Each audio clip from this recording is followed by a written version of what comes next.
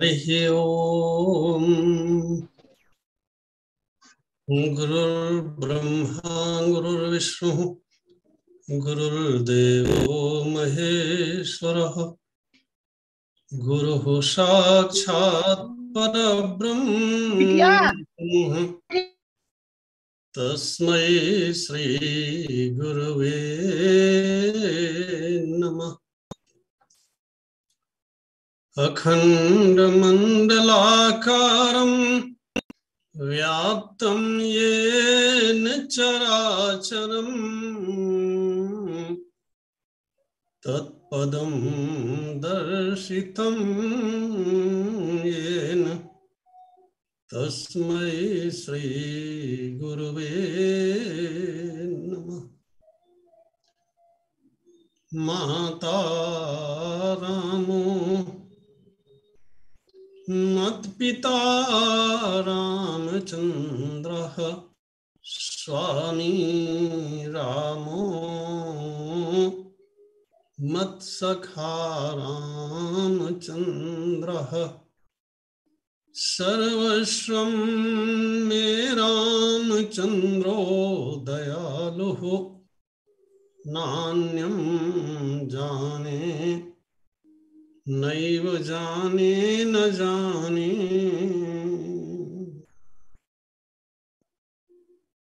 अतुलित बलधामं हेमशैलाभदेहं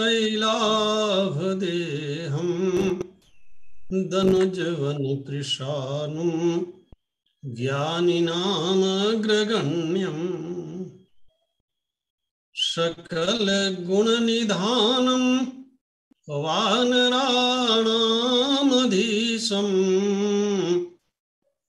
रघुपति प्रिय भक्तं वातजातं नमामि।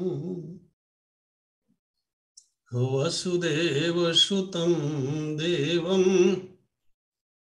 कंसचाणूरमर्दनं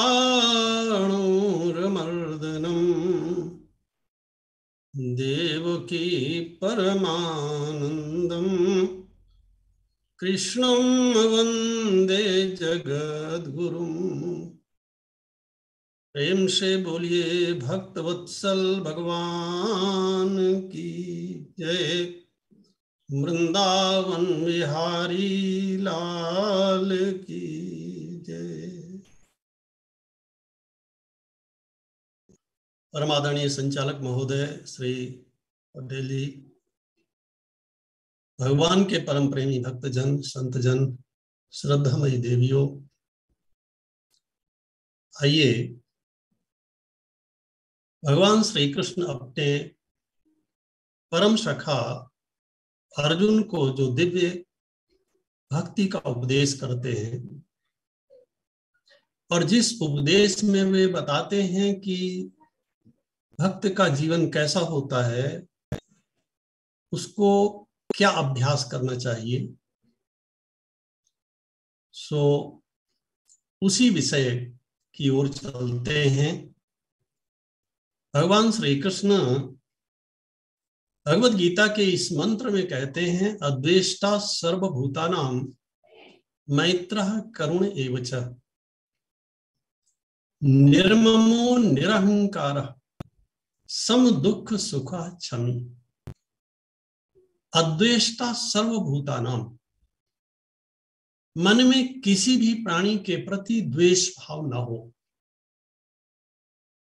क्योंकि मन में द्वेष भाव होने पर किसी का कोई नुकसान नहीं होने वाला है,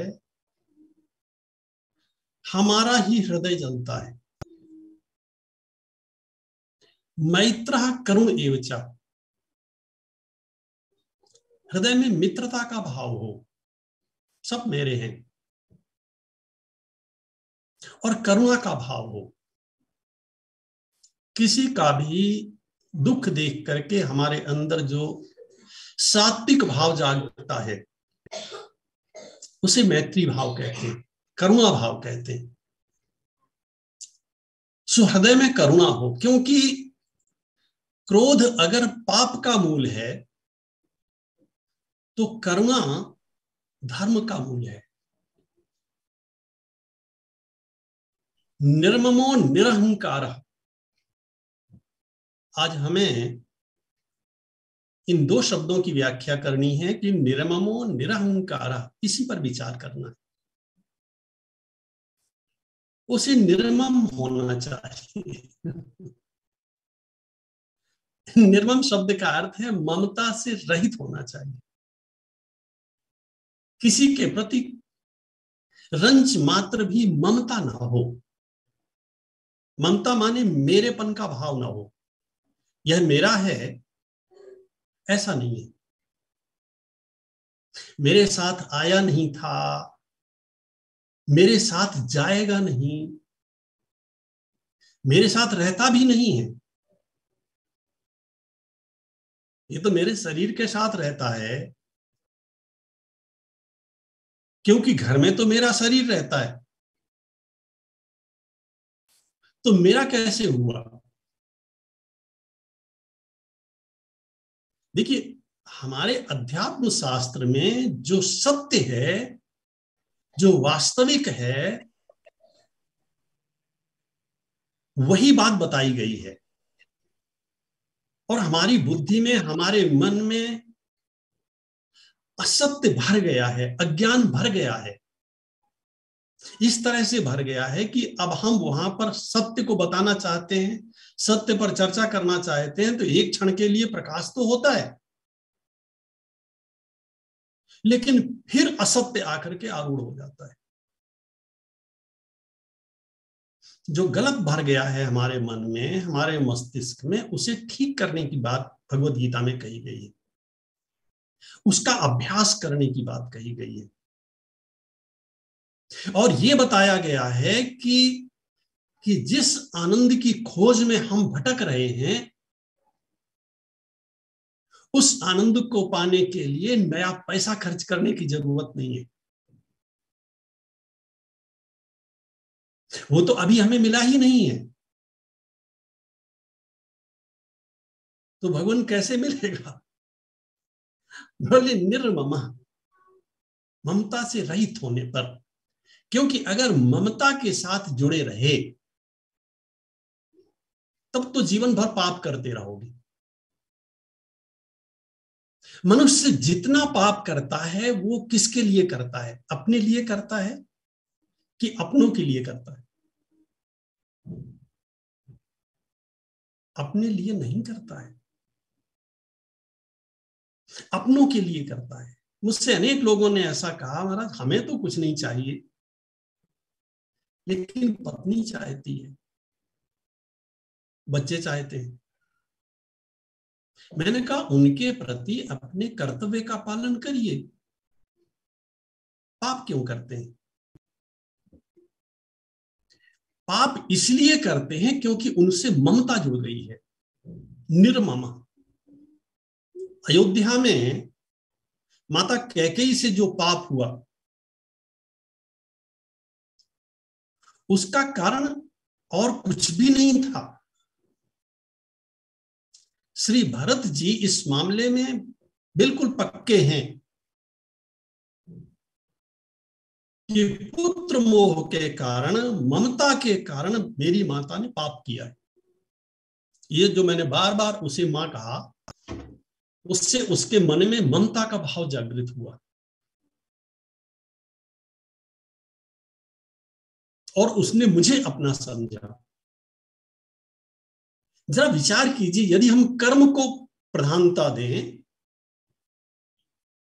तो श्री राम कैकेयी जी से ज्यादा प्रेम करते हैं भरत की तुलना में। गोस्वामी जी महाराज लिखते हैं, मानी राम अधिक जननीति। कौशल्या की तुलना में श्री राम कैकेयी से अधिक प्रेम करते हैं और कैकेयी स्वयं इस बात को स्वीकार भी करती है। वो मंथरा से कहती है कि कौशल्याश्रम सब महतारी, राम ही सहज स्वभाव प्यारी। मंथरा ने कहा, आप तो अपनी बात बताओ। बोली, मुंह पर करही स्नेह विषेखी, मैं कर प्रीति परीक्षा देखी। श्री राम मुझसे अधिक प्रेम करते, तो फिर ऐसा क्या हो गया? कैकेयी का हृदय इतना कठोर क्यों हो गया? ममता के कारण। इसलिए श्री भरत उसी का उपचार करते हैं, जो रोग है उसी रोग का उपचार करते हैं। उन्होंने कहा, अब मैं मां कहूंगा ही नहीं।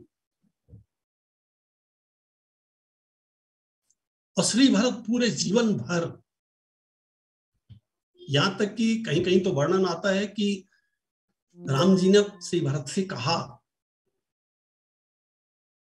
कि मां को मां कहने में क्या अर्थ है? भरत जी ने कहा, कहता तो था, लेकिन इस एक शब्द ने उल्टा काम किया। सारा अनर्थ तो इसी शब्द ने किया। कितने सावधान है श्री भरत। अपनी मां को जीवन भर मां नहीं कहा। मानी राम अधिक जननी थे, वो बात अलग है। श्री राम कौशल्या से भी अधिक माता कैकेयी से स्नेह करते, उन्हें सम्मान देते। हमारे जीवन में बड़े बड़े पाप होते हैं, बड़े बड़े अनर्थ होते हैं, किस लिए? अपनों के लिए। अपनों के लिए पाप करना हो, हम सब भूल जाते हैं, सब भूल जाते हैं। धर्म क्या है, अधर्म क्या है, कर्तव्य क्या है, अकर्तव्य क्या है। इसलिए भगवान श्री कृष्ण कहते हैं, निर्ममो निरहंकार। और गोस्वामी जी महाराज तो इसी को, इन्हीं दो शब्दों को, अहंकार माने मैं और ममता माने मेरा। अहंकार शब्द का अर्थ होता है अहम, अहम माने मैं, और ममता माने मेरा। ये मैं और मेरा, गोस्वामी जी कहते हैं, यही तो माया है। मैं अरु मोर तोर ते माया, जही बस कीन्हे जीवन काया। अगर बचपन में हमें माता पिता के द्वारा ये बता दिया होता कि शुद्धोषि बुद्धोषि निरंजनोषि, अरे भाई तू शुद्ध है, बुद्ध है, नित्य है, आनंद स्वरूप है, तू तो परमात्मा का अंश है, कौन किसकी मां और कौन किसका पिता, यही हमारी बुद्धि पर छप जाता। लेकिन दुर्भाग्य है और हमारे पाप हैं, हमारे माता पिता ने हमसे ये नहीं बताया।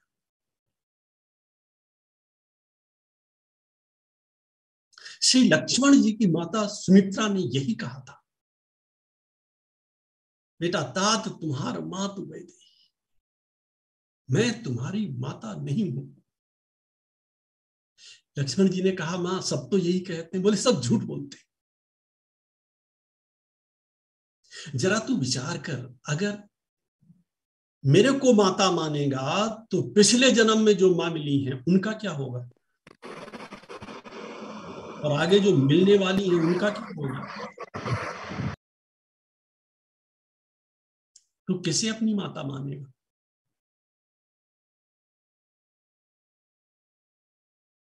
जीव के सच्चे माता पिता श्री सीता और राम जी हैं, क्योंकि तुम उन्हीं का अंश है।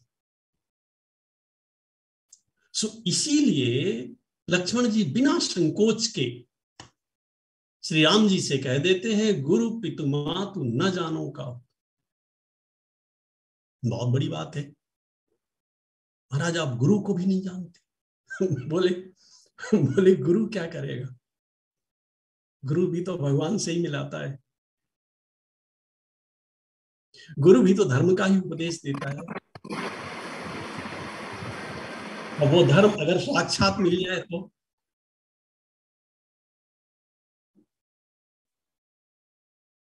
इसलिए श्री लक्ष्मण जी कहते हैं, गुरु पितु मातु न जानो काहू।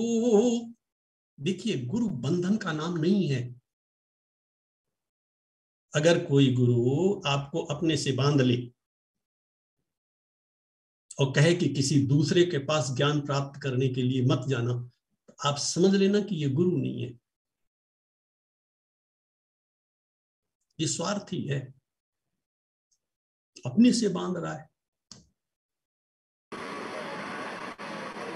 आज तो बहुत से लोग ऐसे भी हैं जो अपना फोटो देते हैं और वो कहते हैं बस इसी की पूजा करो।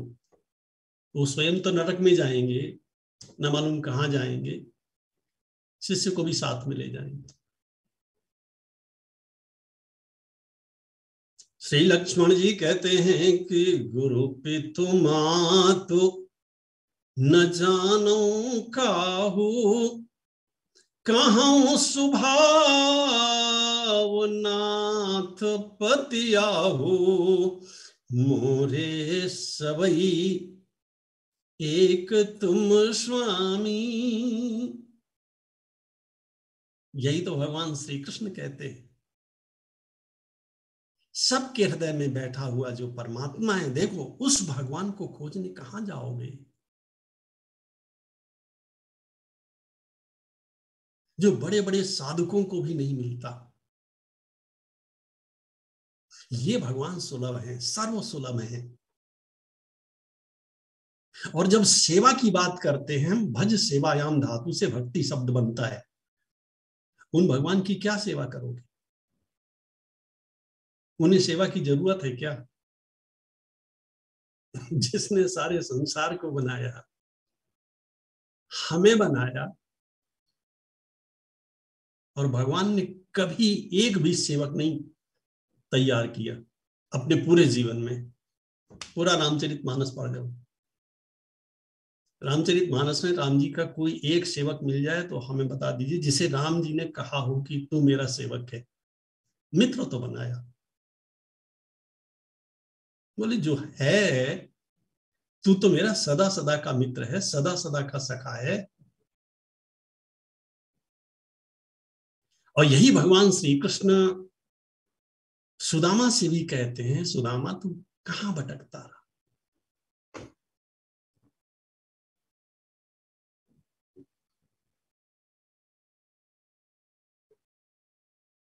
और वो कहते हैं, हाय महादुख पाए सखा, तुम आए इतना कितने दिन खोए। कहां अपना समय बर्बाद करते रहे, तुम मेरे पास क्यों नहीं आए। आज आपके पास कैसे आता, आप तो मिले ही नहीं। कोई कह सकता है, भगवान कहेंगे कि मैं तो गीता में हर क्षण तुम्हें याद करता रहा, मेरे पास क्यों नहीं आए, एक एक बात बताता रहा। अर्जुन को ज्ञान देने की आवश्यकता नहीं है क्या, भगवान भी 18 अध्याय पढ़ेंगे और तब अर्जुन को ज्ञान होगा।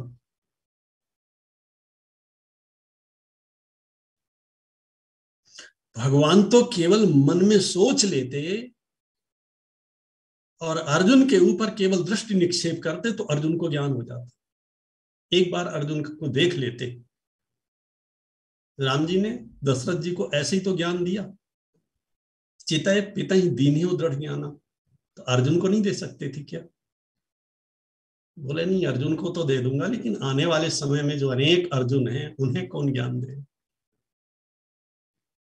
इसीलिए भगवान कहते हैं कि निर्ममो निरहंकार सम दुख सुखा क्षमी। और गोस्वामी तुलसीदास जी महाराज कहते हैं कि मोर मोर सब कहां कहसी।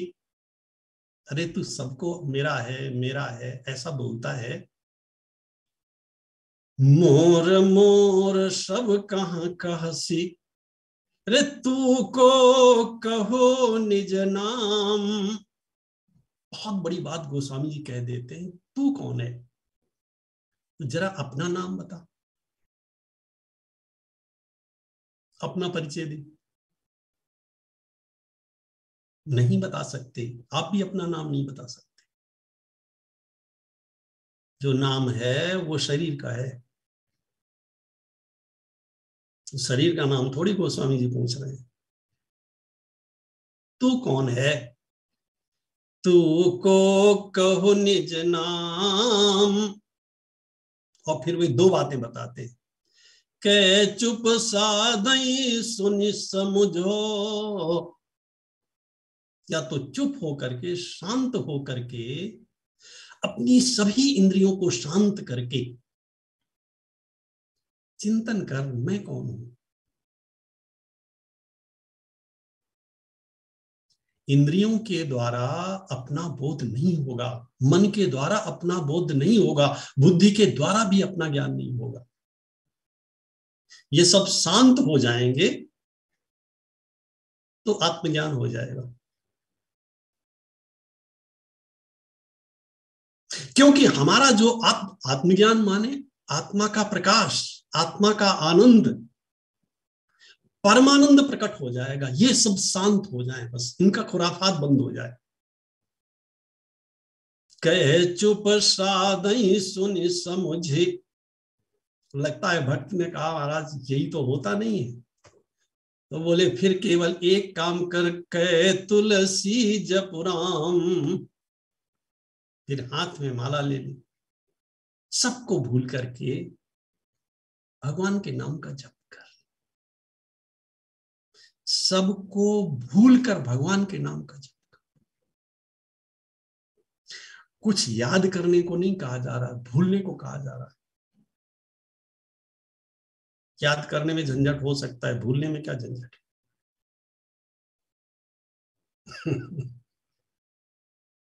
एक को याद करेंगे तो दूसरा अपने आप भूल जाएगा। लंबे समय तक हम जिसका स्मरण नहीं करते, वो हमारे साथ पढ़ा है प्राइमरी में, अब उसका हमें नाम ही याद नहीं। न नाम याद है न रूप याद है। क्यों? क्योंकि लंबे समय तक विस्मृति के गर्त में खोया रहा, विस्मरण रहा। सो राम जी का सतत स्मरण और सबकी सेवा।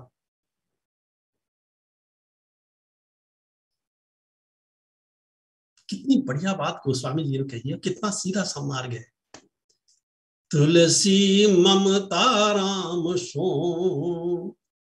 लगता है जैसे किसी ने कहा कि महाराज बिना ममता किए रह नहीं सकते, अब हम अभ्यास बन गया है, बहुत पुराना अभ्यास है, सो ममता को छोड़ नहीं सकते। बोले ममता को छोड़ने को कौन कह रहा है? तुम तो ममता के जो ये गलत आधार है उन्हें छोड़ दो। गलत जगह ममता कर बैठे हो, उन्हें छोड़ दो। क्यों महाराज? बोले ये दुख देने वाले हैं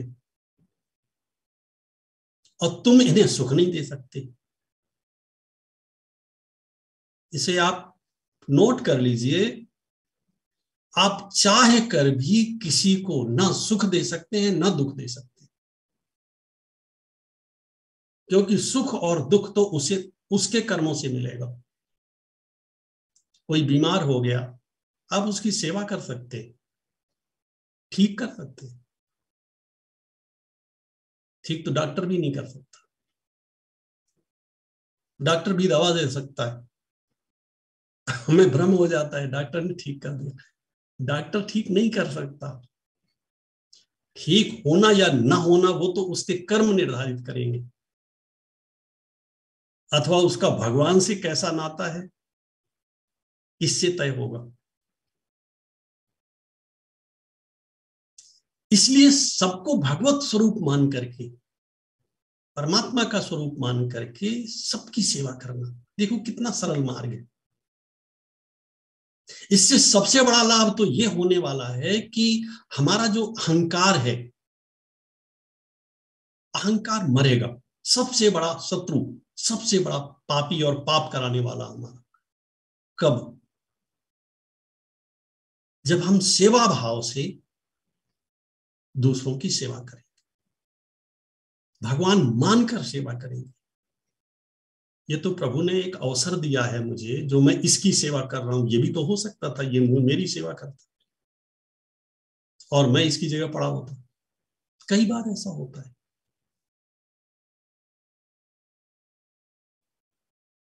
पुत्र को पिता की सेवा करनी चाहिए, माता की सेवा करनी चाहिए, लेकिन कई बार जीवन भर माता पिता पुत्र की सेवा करते रहते।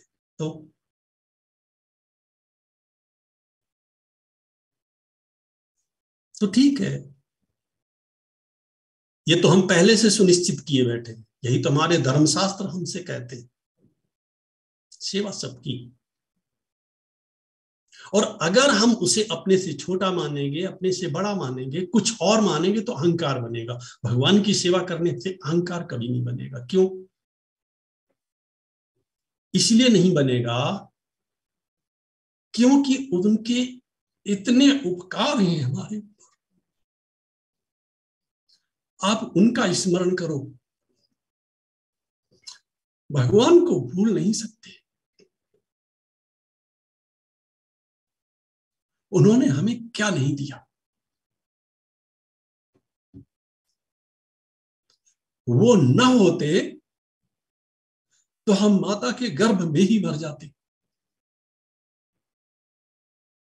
और वो न होते तो जन्म के बाद हम जीवित नहीं रहते।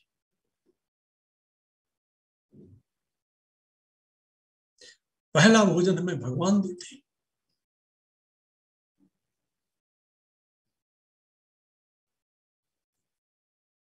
जो हमारे सच्चे साथी हैं, केवल इस जन्म में हमारे साथी हैं नहीं, पिछले पिछले जन्मों में भी हमारे साथी थे, इस जन्म में भी हमारे साथी हैं, अंत में भी हमारा साथ नहीं छोड़ेंगे। सारा संसार छोड़कर चला जाएगा, वो हमारे साथ रहेंगे। इसलिए गोस्वामी जी महाराज कहते हैं कि अगर ममता करनी है तो अपने भगवान से करो। तुलसी ममता राम सो, असमता सब संसार। संसार में न कोई छोटा है और न कोई बड़ा है, न कोई मेरा अपना है और न कोई मेरा पराया है, सब मेरे अपने। यह जो भेद बुद्धि है, यह मेरा है, यही भावना तेरे को जन्म देती है। और जहां मेरा और तेरा हुआ, एक दरार पड़ जाती है, एक भेद पड़ जाता है, फिर वो थोड़े से लोग मेरे अपने रह जाते हैं, से सब मरे कटे, हमें कोई लेना देना।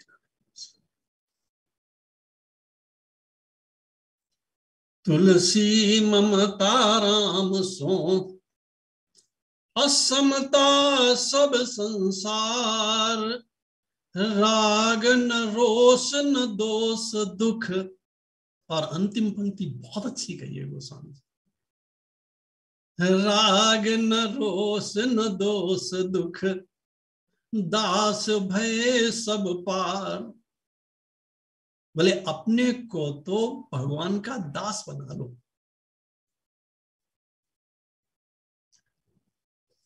अनन्यास चिंतयन्तो माम ये जनाः पर्युपासते।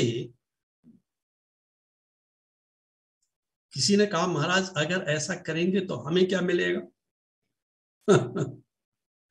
गोस्वामी जी कहते हैं फिर तुम्हारी चिंता, तुम्हारी सेवा भगवान करे।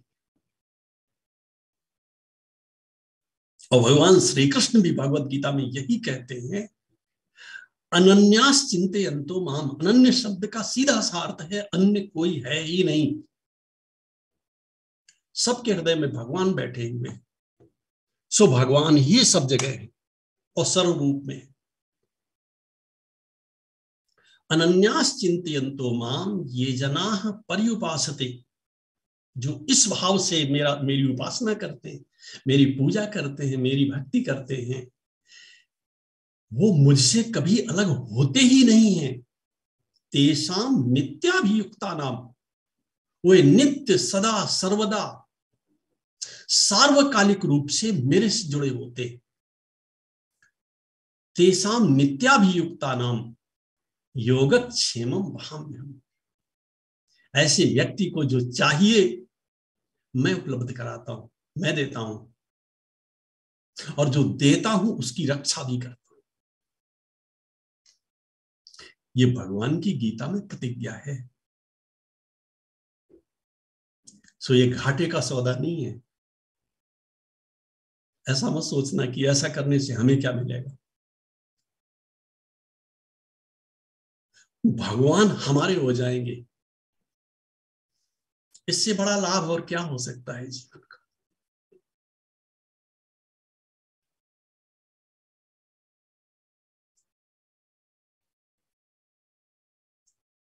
देखो, कथा सुनने के बाद कुछ संकल्प लेने चाहिए। परम पूज्य श्री डोंगरे जी महाराज कहते हैं, कथा के बीच में ही संकल्प लेना चाहिए। बस आज तक मेरा जीवन चाहे जैसा रहा हो, आज से मैं अपने जीवन को बदलूंगा। और वेद कहता है इसी बात को, आत्मदीपो भव। छोटा सा वाक्य है वेद का। बाहर का कोई आपको प्रकाशित नहीं कर सकता जब तक मनुष्य स्वयं ये संकल्प नहीं लेता है, मुझे अपना जीवन बदलना है और इसी जन्म में बदलना। ये काम बहुत सरल है। गलत संस्कारों के कारण हमें कठिन लग रहा है। कठिन है नहीं। कभी कभी मैं सोचता हूं कि संसार के लिए रोने से दुख होता है। आप सब जानते हैं इस बात को। और अगर कभी दो अश्रुबिंदु भगवान के लिए निकल पड़े तो परम सुख मिलता है। जिस भगवान के लिए रोने में इतना सुख है, उनसे प्रेम करने में कितना सुख।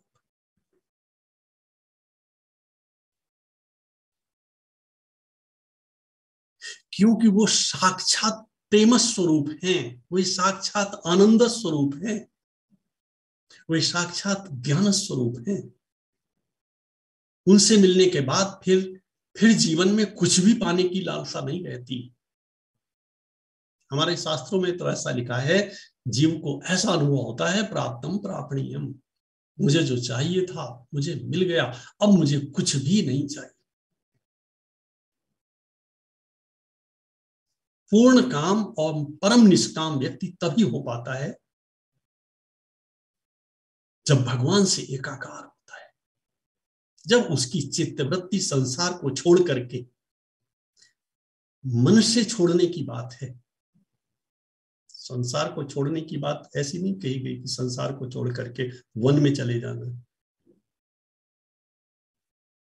वहीं रहना है। केवल दृष्टि बदल देने पर पूरी की पूरी सृष्टि बदल जाएगी।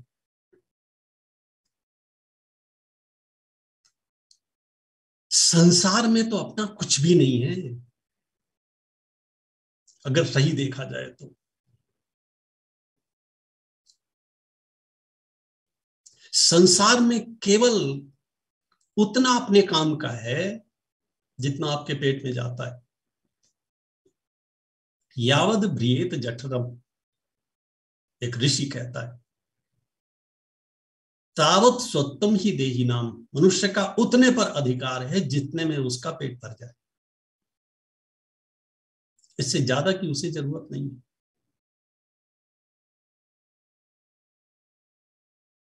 इसकी गारंटी है, यह भगवान पूरा करते हैं। और गोस्वामी जी महाराज लिखते हैं कि जड़ चेतन ही ग्रंथि परी गई, यद्यपि मृषा छूटत कठिन। कैसी विचित्र बात है, चेतन ने जड़ को अपना स्वरूप मान लिया है, चेतन ने जड़ को अपना मान लिया है।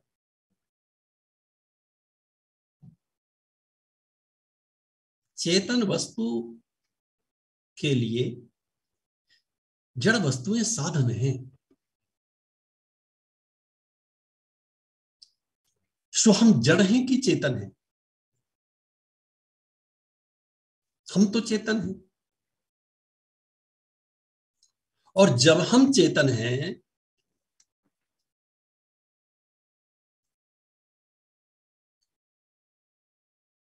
तो हमें अपने स्वरूप का बोध न होने के कारण हम जड़ वस्तुओं से अपनी कीमत आंक रहे हैं। किसी के पास धन कितना है, वह कितना धनी है, इससे अपने को आंक रहा है, और हम भी वही कर रहे हैं। किसी का आकलन हम जन के आधार पर करते हैं, उसके साथ कितने लोग जुड़े हुए, संपत्ति के आधार पर करते हैं, किसी का पद के आधार पर करते हैं। ये सब कैसे हैं? ये सभी जड़ हैं। अच्छा, कोई जड़ वस्तु कभी चेतन से बड़ी हो सकती है क्या? कोई जड़ वस्तु चेतन से अधिक मूल्यवान हो सकती है क्या?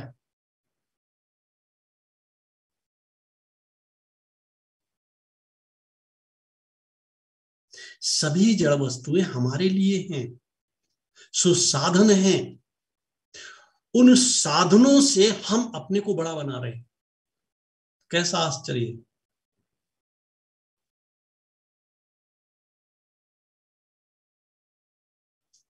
पद से अपने को बड़ा बनाते हैं, धन से अपने को बड़ा बनाते हैं, विद्या से ज्ञान से अपने को बड़ा बनाते हैं। इसका अर्थ क्या हुआ? ये अधिक मूल्यवान है। समाज ने इनकी कीमत अधिक लगा रखी है, जो कीमती हैं ही नहीं, जिनकी कोई कीमत नहीं है। जिस नोट को बहुत मूल्यवान समझते हैं, वो एक कागज का टुकड़ा है। मृत्युशैया पर पड़े हुए व्यक्ति को वह रंच मात्र सुख नहीं दे सकता, और जिसे सुख दे सकता है उसे उस नोट से मिलने वाले सुख की आवश्यकता नहीं है। वह स्वयं आनंद रूप है, लेकिन उसकी बुद्धि में ऐसी मूर्खता भर गई है, अब उसे ऐसा लगता है कि जब तक ये वस्तुएं नहीं मिली तब तक जीवन ही बेकार है पूरा का। इसीलिए गोस्वामी जी महाराज कहते हैं, यह जो ममता है, ममता माने जड़ वस्तुओं को अपना समझ लेना। जो मेरा नहीं है उसे अपना समझ लेना। अच्छा, जो मेरा नहीं है उसे मैं अगर अपना समझ लूं तो ये क्या है?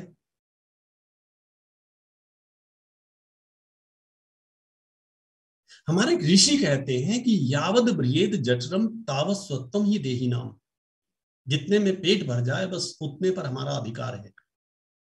अधिकम यो भी मन्येत, उससे अतिरिक्त, उस भोजन से अतिरिक्त अगर किसी भी वस्तु को हम अपना मानते हैं, स इस्ते